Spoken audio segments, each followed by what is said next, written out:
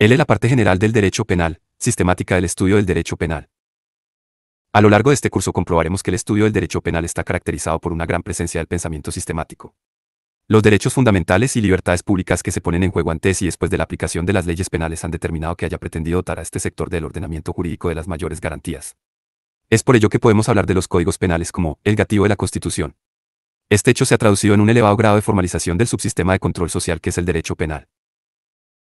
Por las mismas razones también la ciencia del derecho penal se ha esforzado por abstraer las garantías y elementos imprescindibles para determinar la responsabilidad penal de los ciudadanos y establecer cómo deben influir en la concreción de las consecuencias jurídicas del delito. El primer paso de este esfuerzo analítico es el de distinguir entre la parte general y la parte especial del derecho penal. Este curso está dedicado al estudio de la primera de ellas. Tradicionalmente la parte general del derecho penal se ha venido dividiendo en tres grandes bloques: la introducción, la teoría jurídica del delito y las consecuencias jurídicas del delito. En la introducción se estudian los fundamentos generales de la disciplina, conceptos básicos, delimitación de su alcance, sistema de fuentes y ámbitos de aplicación temporal y espacial. La teoría jurídica del delito analiza la estructura de las infracciones penales con sus múltiples variantes y requisitos así como las interrelaciones entre ellas. 2. Por último, el análisis de las consecuencias jurídicas del delito implica el conocimiento de penas, medidas de seguridad y otras consecuencias accesorias. En el presente curso añadiremos dos bloques más a este esquema. Básico, el dedicado al tratamiento penal de los menores y el que se ocupa de la responsabilidad penal de las personas jurídicas, incorporadas al los sujetos activos del delito desde el alo 5/2010. Al ámbito de completa el análisis del junto a la parte general, la parte especial completa. Penal centrándose en el estudio de cada una de las infracciones penales. Concreto. Para su comprensión y valoración crítica es fundamental partir de los conceptos comunes que conforman la parte general. Esta misma estructura se refleja en el Código Penal vigente, el título preliminar, de las garantías penales y de la aplicación de la ley penal Abel. Libro I, disposiciones generales sobre los delitos, las personas responsables, las penas, medidas de seguridad y demás consecuencias de la infracción penal. Están dedicados a la parte general, mientras que el libro 2, delitos y sus penas, constituye la parte especial. Pasamos pues a analizar los conceptos básicos de la parte general. Y el concepto del derecho penal. Delimitado el ámbito de estudio, el segundo apartado de este capítulo lo vamos a dedicar a definir qué es el derecho penal. Para ello incidiremos en naturaleza de instrumento y control social al servicio de la protección de bienes jurídicos fundamentales del individuo y de la sociedad. Haremos también referencia a la necesidad de legitimar su existencia y aplicación. 1. Conceptos formal y material del derecho penal. En una primera aproximación, sector del ordenamiento jurídico constituido por un conjunto de disposiciones. Podemos describir el derecho penal como un legales que asocian a delitos y estados de peligrosidad criminal, como supuestos de hecho, penas y medidas de seguridad, como de consecuencias jurídicas. La anterior descripción tiene carácter estrictamente formal, no nos aún dice nada sobre cómo están caracterizados los fenómenos que como delitos son calificados y estados de peligrosidad z de las criminal, ni sobre cuál sea la natural de penas y medidas de seguridad que se asocian a los mismos. Desde una perspectiva material, el derecho penal, un sector del ordenamiento jurídico cuyo objeto es la protección de los bienes jurídicos penales mentales del individuo y la sociedad frente a las formas más graves de agresión, se erige pues en un instrumento de control altamente formalizado cuyo fin es el mantenimiento del orden social.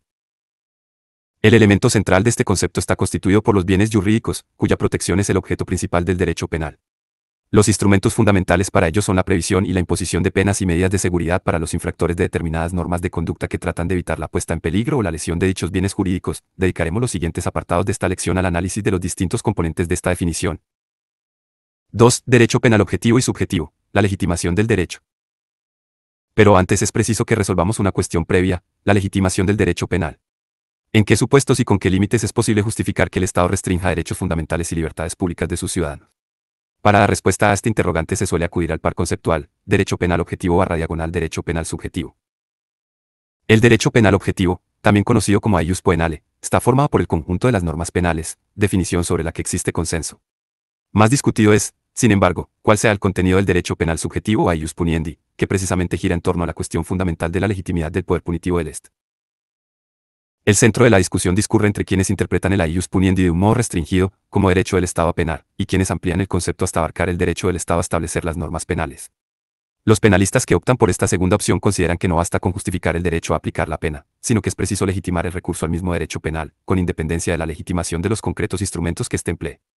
Alineándonos con esta segunda propuesta, esto es, considerando que la legitimación del dicho penal no debe limitarse a la del empleo de la pena, podemos definir a ius puniendi como el derecho estatal a establecer y aplicar normas penales. Partiendo de la anterior idea y habiendo caracterizado al derecho penal como un instrumento de control social, la conclusión es que la ius puniendi estará legitimado siempre que su aplicación sea imprescindible para el mantenimiento del orden social.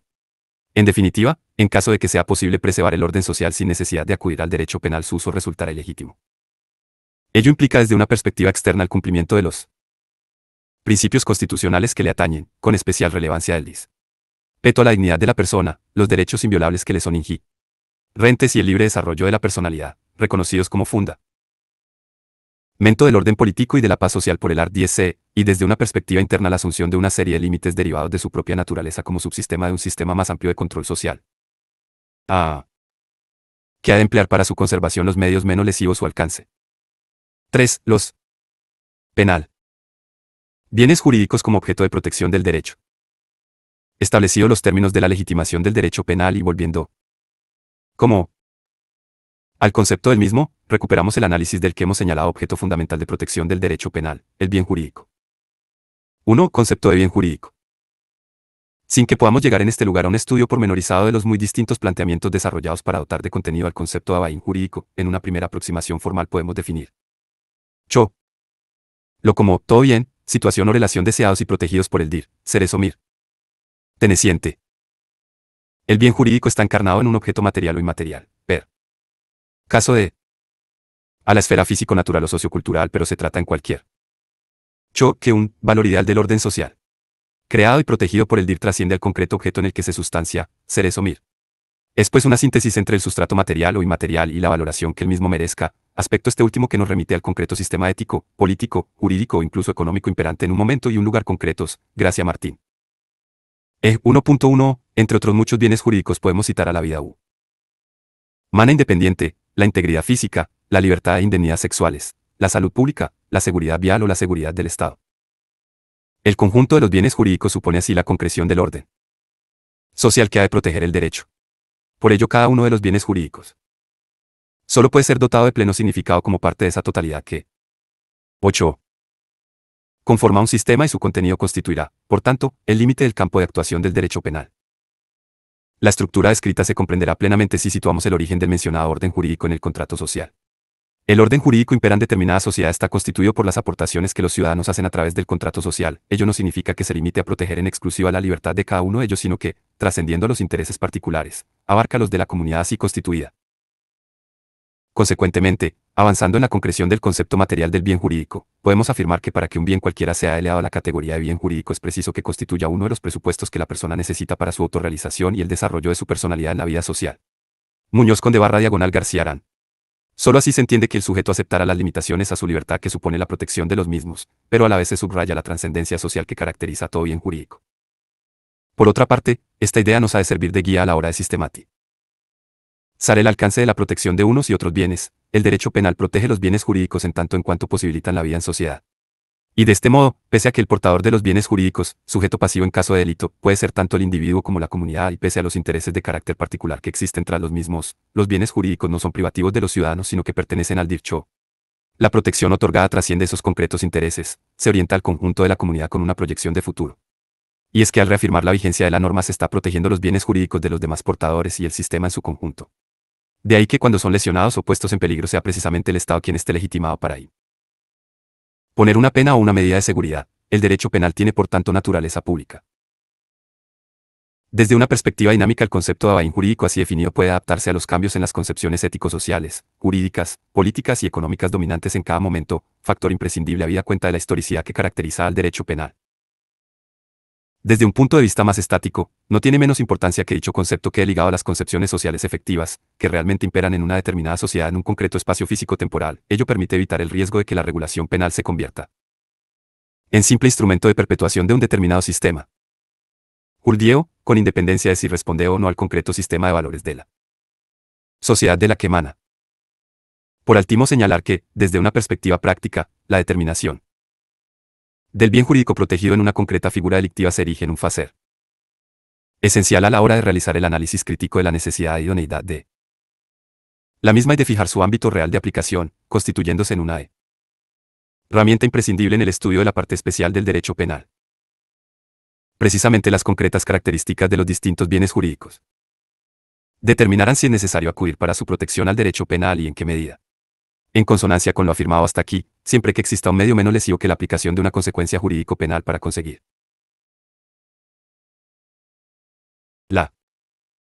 el objetivo de la protección de los bienes jurídicos y de su función en sociedad, lo adecuado será acudir a dichos medios extrapenales. 2. Clases de avains jurídicos. Mental. Delimitado. Optemos. El concepto es preciso que desde un punto de vista útil para por una clasificación de los bienes jurídicos que nos resulte afianzar sus caracteres. Con esta intención, de entre todas las clasificaciones, portador del propuestas. Bien. Vamos a servirnos de la que distingue, en función del jurídico y de la individuo, entre bienes. Relación de este último con el sujeto como jurídicos individuales, colectivos y supraindividuales. Si bien no siempre será pacífica la jurídico en uno u clasificación de un determinado bien otro grupo, esta categorización resulta rezante desde la perspectiva especialmente ahí en ti y de las últimas dominado por una evoluciones del derecho penal. Jurídicos de carácter considerable, colectivo y aumento de los delitos que protegen bienes. Derecho penal, aumento supraindividual, proceso de expansión del que ha provocado una fuerte reacción revisionista desde distintos ámbitos de la ciencia del derecho penal. Veamos cada una de las categorías señaladas. 21. Bienes jurídicos individuales, el núcleo clásico del derecho penal. Los bienes jurídicos individuales. Individuo, se trata son aquellos cuyo portador es el de bienes, situaciones o individuo como relaciones íntimamente unidos con el sujeto de derechos. Pertenece a este grupo del derecho el núcleo histórico penal liberal, conceptos como vida humana independiente, primera. Integridad. Categoría. Física, honor. De. Paz del hogar, o propiedad, forman parte de estos bienes jurídicos objeto de protección penal. Eje 1, 2. Como máximo exponente de este grupo, el delito de homicidio doloso, regulado en el art. 138 CP protege la vida humana independiente, bien jurídico individual, frente a conductas dirigidas a su lesión. Para una parte de la doctrina el derecho penal debería tener como objeto de protección exclusivamente este tipo de bienes jurídicos, se trata de lo que se ha venido a denominar discurso de resistencia, opuesto a la extensión del recurso al derecho penal a ataques a los bienes jurídicos colectivos y supraindividuales. Frente al mismo, el denominado discurso de la modernidad, al que nos vamos a sumar, considera que en el Estado social y democrático de derecho no está justificada tal limitación. 22 bienes jurídicos colectivos, su justificación y alcance. De acuerdo con el esquema trazado, en segundo término nos encontramos con los denominados bienes jurídicos colectivos. Su reconocimiento supone en cualquier caso una anticipación a la tradicional protección otorgada a los bienes jurídicos individuales. Es decir, la existencia de un bien colectivo no se entiende de un modo autónomo, independiente, sino siempre como expresión de la presencia de una serie de bienes jurídicos individuales cuyas barreras de protección quedan así adelantadas. Es en este sentido que se habla de bienes jurídicos intermedios o antepuestos. Se trata pues de evitar situaciones que suponen cuando menos un peligro abstracto para los bienes jurídicos individuales.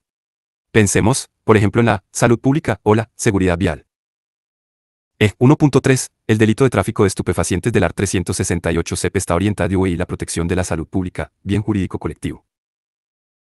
La justificación de la protección penal tanto de estos bienes jurídicos como de los de carácter supraindividual, que analizaremos inmediatamente, se encuentra en la definición del propio Estado social y democrático de derecho que, frente al liberal, no se conforma con la igualdad formal de sus miembros sino que persigue la consecución de la igualdad material efectiva. En este sentido es más Estado de derecho que el liberal porque, a diferencia de este, lo es en sentido material y no solo formal. Gracia Martín. Es por ello que resulta de vital importancia garantizar a través del recurso al derecho penal, y siempre que sea necesario, tanto las condiciones en que desarrollan su función los bienes jurídicos individuales, bienes jurídicos colectivos, como incluso las propias del funcionamiento del sistema, bienes jurídicos supraindividuales. Es por ello que el anteriormente descrito discurso de resistencia no nos parece convincente. En este sentido, con la protección de los bienes jurídicos colectivos se incide en la protección de las condiciones necesarias para que los bienes jurídicos individuales que se encuentran tras ellos puedan cumplir una función social. Tal construcción implica el sometimiento de los bienes jurídicos colectivos a una suerte de servidumbre. La protección de bienes jurídicos de carácter colectivo estará siempre en función de la existencia del plus individual. Sin embargo, más allá de esta función, que podríamos calificar de garantía negativa de contención de hipotéticos riesgos, es necesario que el bien jurídico colectivo suponga una garantía positiva, que toma cuerpo precisamente en el señalado efecto configurador de las condiciones que hacen posible B. El desarrollo pleno de la función social atribuida a los bienes individuales. En caso contrario podríamos caer en una sobreprotección de estos últimos, ajena a los principios de fragmentariedad y de última ratio que, como han de presidir la actuación del sistema penal. 23. Bienes jurídicos supraindividuales. Su delimitación de los bienes jurídicos colectivos. Definió el concepto de bien jurídico colectivo. Todavía es posible distinguir un tertium genus en atención a su portador y a su relación con el resto de bienes jurídicos. Podemos agruparlos bajo el común denominador de bienes jurídicos supraindividuales. Pese a su evidente carácter no individual, la justificación de la existencia de la categoría de los bienes jurídicos de naturaleza supraindividual de modo independiente a los colectivos, se encuentra en que, sin una ligación directa con los bienes individuales, su fundamento se aleja de estos últimos radicando en la protección de las condiciones necesarias para el funcionamiento del sistema. En definitiva, se encuentran en un plano más alejado de los de naturaleza individual que los que hemos incluido entre los bienes jurídicos de carácter colectivo. En este ámbito nos encontramos por tanto con supuestos en los que el bien jurídico trasciende la esfera puramente individual y ampara situaciones, intereses o relaciones pertenecientes al Estado o la comunidad pero que, insistimos, no tienen un referente inmediato en el individuo. No implican de un modo directo garantía negativa alguna para los bienes jurídicos individuales. Podemos hablar, por ejemplo, de la función tributaria como base de la convivencia social, del interés del Estado en el control de los flujos migratorios, del buen funcionamiento de la administración de justicia o de la seguridad del Estado. 1.4. Un sector cualificado de la doctrina estima que el tipo básico de los delitos contra los derechos de los ciudadanos extranjeros, regulado en el art. 318 bis 1 CP, está orientado a la protección del interés del Estado en el control de los flujos migratorios, bien jurídico de carácter supraindividual.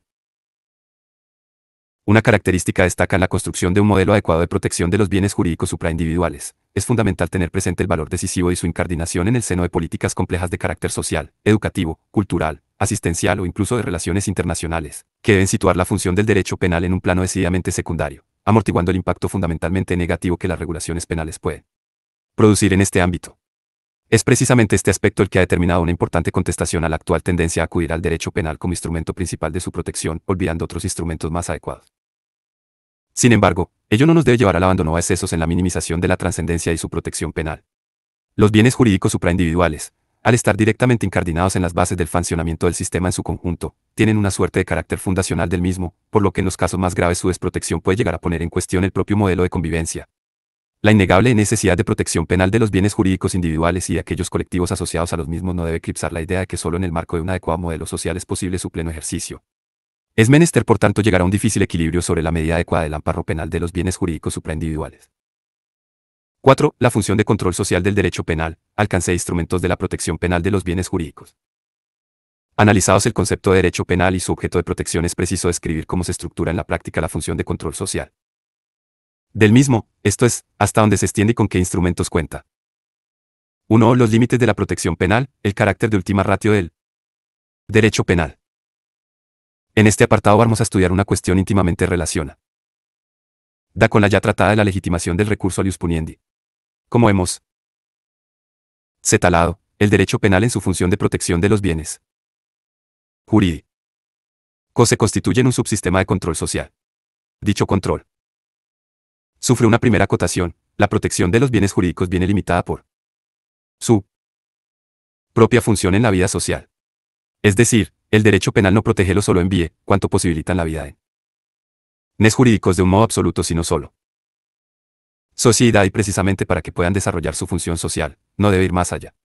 Una sobreprotección puede llevar a obstaculizar o impedir el papel de los mismos. Es por ello que hablamos de riesgo permitido.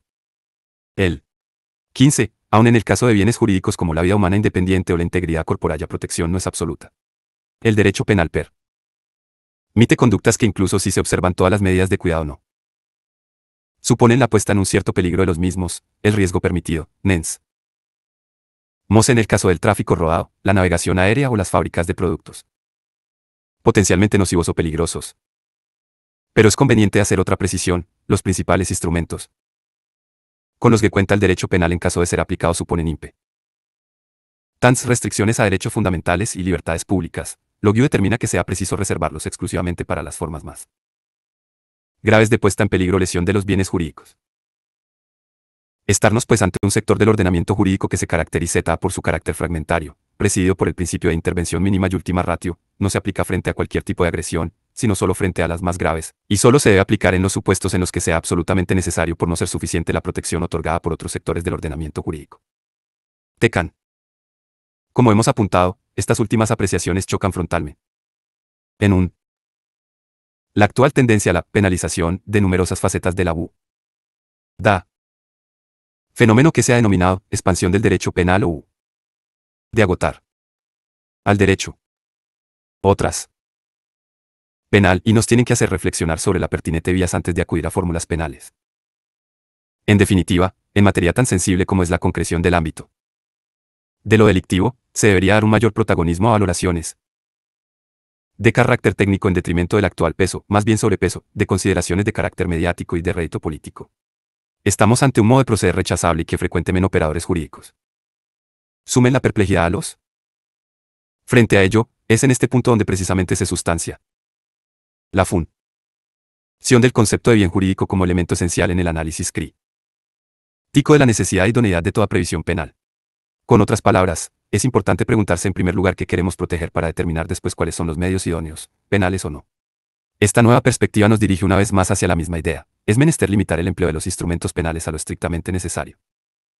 2. La ley penal, norma y sanción. Con los límites señalados, para cumplir con la función de protección de los bienes jurídicos, el legislador se vale de las leyes penales. En sentido técnico, una ley penal completa incluye en primer lugar y como presupuesto lógico una norma, que puede tener la naturaleza de un mandato o de una prohibición, y, además, una sanción que se aplicará en caso de que se incumpla aquella. En definitiva, el derecho penal protege los bienes jurídicos bien mediante mandatos de realizar conductas que suponen la evitación de su puesta en peligro o lesión y que constituirán delitos de omisión, o bien, en la mayor parte de los casos, mediante prohibiciones de llevar a cabo conductas dirigidas a la lesión de los mismos o que supongan su puesta en peligro, que se encuentran tras los delitos de acción.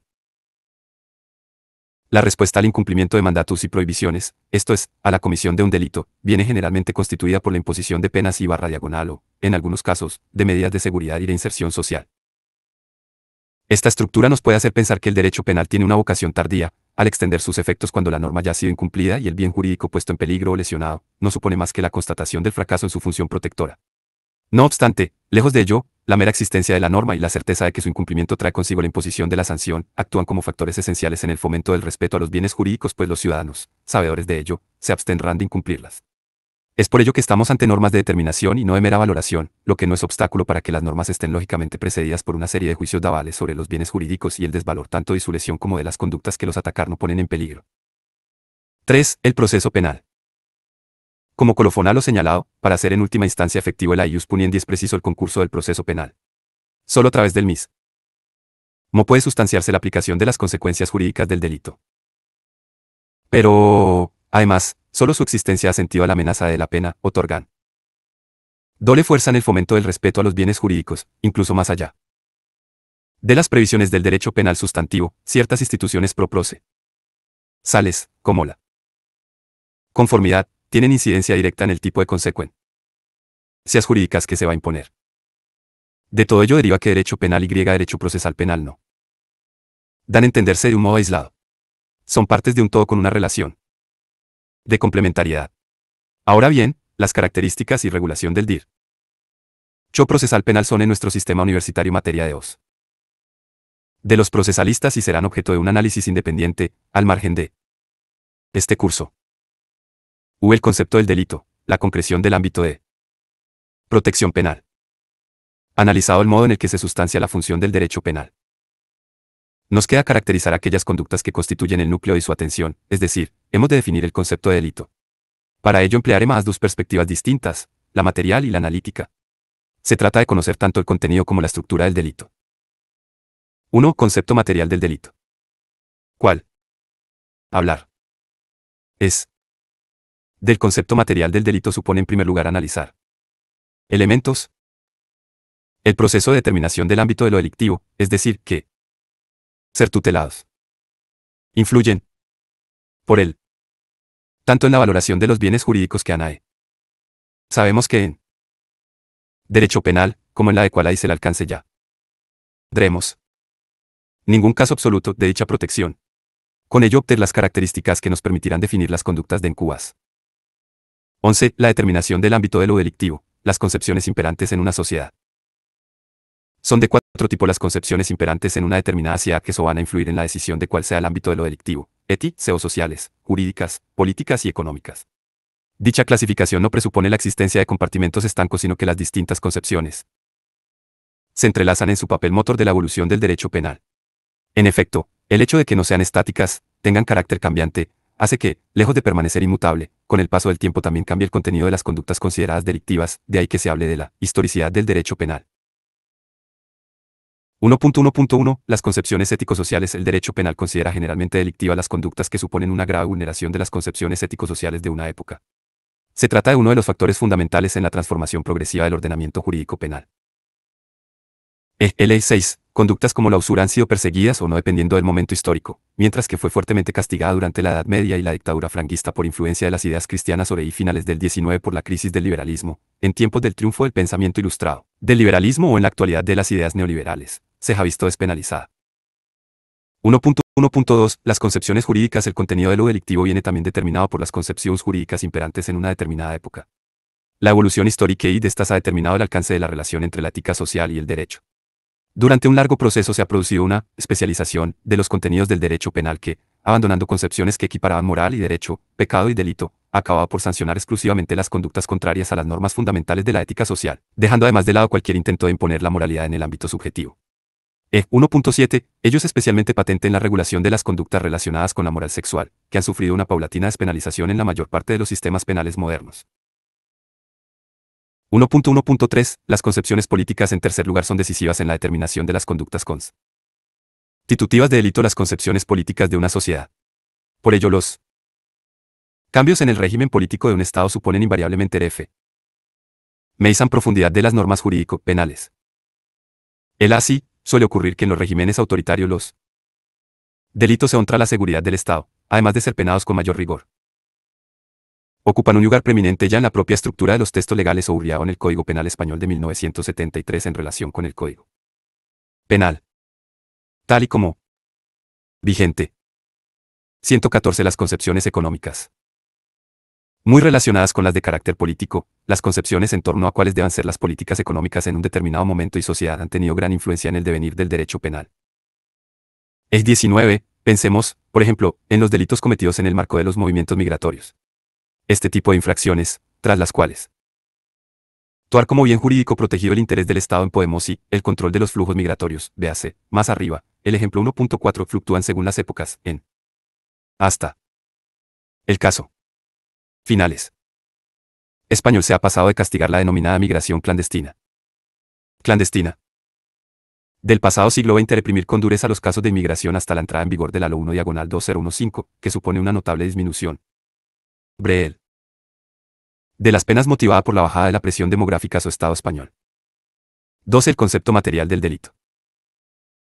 Tras las anteriores conclusiones, podemos definir el delito desde un punto de vista material como una conducta que lesiona o pone en peligro un bien jurídico y atenta gravemente contra las concepciones sociales, jurídicas, políticas y económicas fundamentales de una sociedad. A ello es preciso añadir desde una perspectiva formal que además dicha conducta se encuentra recogida en las leyes penales bajo la amenaza de una sanción penal. Antes de acabar, aún es preciso hacer una reflexión en torno al carácter cambiante a la historicidad del derecho penal. Como no hemos visto, el de penal, lejos de ser una realidad estática, está sometido a los cambios en las concepciones que imperan en una sociedad.